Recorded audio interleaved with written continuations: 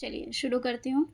دیکھیں یہاں پہ کھڑا زبر ہے، ایک الف کے برابر کھینچ کر پڑھیں گے اور ساتھ ہی یہاں پہ مد ہے تو ہم یہاں پہ اس کو 4 الف کے برابر کھینچیں گے. یاسین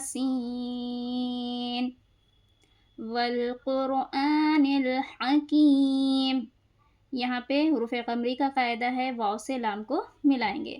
والقاف را پیش قر، والقر را ساکین ہے اور اس کے پہلے پیش ہے تو یہاں پہ را کو پر پڑھیں گے. والقر حمزہ کھڑا زبر آ، یہاں پہ بھی ایک الف کے برابر کھینچیں گے.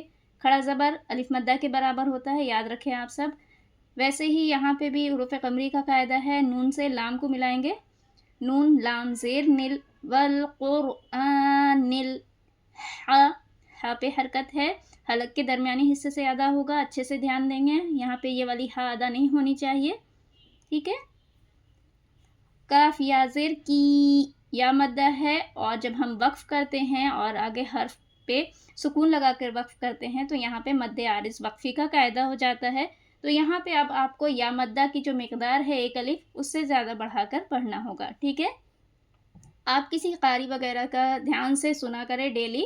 جب آپ سورہ یاسین حفظ کرنا شروع کریں تو کسی بھی جو آپ کے فیوریٹ ہوں قاری، ان کو آپ سنیں، ڈیلی سنیں. اور آپ دھیان بھی دیں کہ جب آیت مکمل ہوتی ہے انداز خوبصورت ہوتا ہے تلاوت کا وہ. تو چلیے والقرآن الحکیم. آگے حمزہ نون زیر ان، نون زبر نہ. دیکھیں نون مشدد ہے تو گنہ ہوگا. نون مشدد میم مشدد پہ گنہ کرتے ہیں، اچھے سے گنہ کریں گے. انکا، انکا. کاف پہ حرکت ہے، لام میم نون پہ بھی حرکت ہے. آگے نون سے لام کو ملا لیں گے، ویسے ہی حروف قمری کا قاعدہ آگے بتا چکی ہوں. را ساکین کو پر پڑھیں گے. مور، یہاں پہ بھی را ساکین سے پہلے پیش ہے. سین زبر سا حرکت ہے اور جیسے یہاں پہ مد عارض وقفی کا قاعدہ ہے ویسے ہی لین میں بھی وقفی کا قاعدہ ہے، ٹھیک ہے. انک لمن المرسلین. گنہ اچھے سے کریں گے. انک، زبان اوپر تالو میں ٹچ ہوگی، ناک میں آواز رکے گی آپ کی. انک علی، علی. عین کا مخرج ہے، اچھے سے ادا کریں گے. عین زبر حرکت ہے. لام پہ کھڑا زبر ہے، کھینچیں گے. یہاں یہ یا نہیں پڑھی جاتی ہے تو یہاں پہ کون سا قاعدہ ہوگا، کون بتائے گا؟ کچھ حرف لکھے جاتے ہیں پر پڑھے نہیں جاتے، یعنی کہ ہم اکفا کا قاعدہ لگائیں گے، ٹھیک ہے. چلیے صاد کو موٹا پڑھیں گے، کیوں؟ کیونکہ یہ حروف مستعلیہ میں سے ہے. را کو بھی پر پڑھیں گے، کیوں؟ کیونکہ یہاں پہ زبر ہے. اور الف مدہ کا قاعدہ ہے، کھینچیں گے بھی. سیرا، سیرا. تو دو زیر تین ہے، آگے میم ہے تو یہاں پہ کون سا قاعدہ ہوگا؟ تنوین کے بعد میم آیا ہے، ادغام بالگنہ کا قاعدہ ہے. ادغام کے معنی ہوتا ہے مرج کرنا، ملانا، اور قاعدہ ہے وہ یہ ہے کہ ملاتے ہوئے گنہ کرتے ہیں.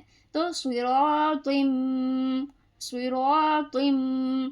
تو کا مخرج ہے زبان کی نوک اور سامنے کے دو دانت کی جڑ، ٹھیک ہے. تو یہ باریک تا نہیں پڑھیں گے، یعنی لمبی جو تا ہوتی ہے نا دو نقطے والی، یہ نہیں پڑھیں گے ورنہ غلط ہو جائے گا، ٹھیک ہے. مخرج غلط ہوا تو معنی بھی بالکل بدل جائے گا.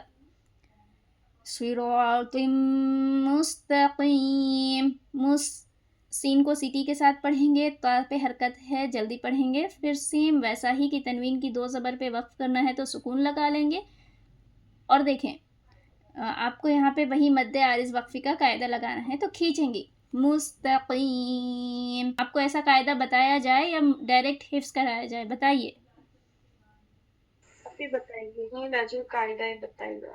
ہاں یہ ہمیشہ میں کرتی ہوں تاکہ آپ جب حفظ کریں تو بالکل صحیح طریقے سے حفظ کریں. ایک بار غلط حفظ ہو گیا تو دوبارہ صحیح کرنا مشکل ہوتا ہے، محنت کرنی پڑتی ہے.